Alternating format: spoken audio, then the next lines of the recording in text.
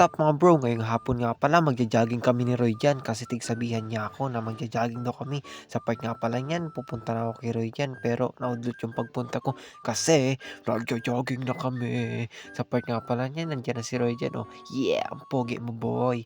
Tapos niya naglalakad na kami, nagja-jogging pala. Tapos nakapunta na kami sa puting sasakyan. Ay, puti pula pala, pulang sasakyan. Tapos inovertikan ako ni Roy diyan. Ang bilis niyan tumakbo talaga.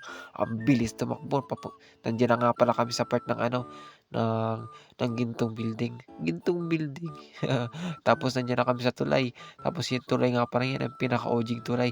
Bata pa lang ako, nandiyan na yan para may tawidan daw yung mga tao. Joke lang. Oo nga pala, dyan nga pala sa tulay na yan, mayroong maliit na isla. Ayun yung isla oh. Di ko alam kung paano yun napunta doon, ang liit-liit. Tapos yan, tamang takbo, takbo lang ng takbo kami yun eh. Pero ayos lang. Tapos niyan napagod kaming dalawa ni Roy, kaya pumunta kami diyan sa tindahan para bumili ng ano, ng smoke. Joke lang, 'di kami nag-i-smoke. Bumili kami diyan ng ano, ice tubig. Pagkatapos namin bumili ng ice tubig, balik na naman sa pagtatakbo. Nandiyan na kami sa puting sasakyan. Pagkatapos sa puting sasakyan, sa kulay itim na motor, kulay itim pulang motor. Pagkatapos niyan napunta naman kami diyan sa kulay puti na sasakyan. Pagkatapos namin sa kulay puti sa sasakyan, 'di ko na alam sunod, joke lang. Pagkatapos niyan tatakbo na naman kami ni Roy. Pagkatatakbo naman ni Roy, nakita namin yun, oh. Di ko alam kung anong tawag diyan, pero ang laki-laki ng sasakyan. Boy, ano kayang tawag diyan? Sobrang laki, di na namin intindi. Binidyohan ko na lang, tapos naglakad kami diyan, baka kasi mabundol kami niyan. Ang laki ba naman. Tapos pumunta kami sa kabilang ano, kabilang mundo para walang walang smoke, gano'n. Walang maingay. Yung peace of mind meron lang, nandun lang ang peace of mind. Tapos 'yan, tingin sa paligid, puro puro mabubuting tao ang kasama ko para alam mo 'yun, yung ano, yung 'di ko na alam.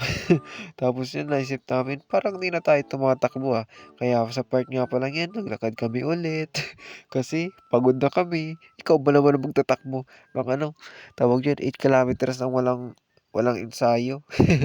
Walang ensayo. Oo nga pala, yung lugar nga palang 'yan wala wala halos diyan tumatawid na tao, kasi walang tao.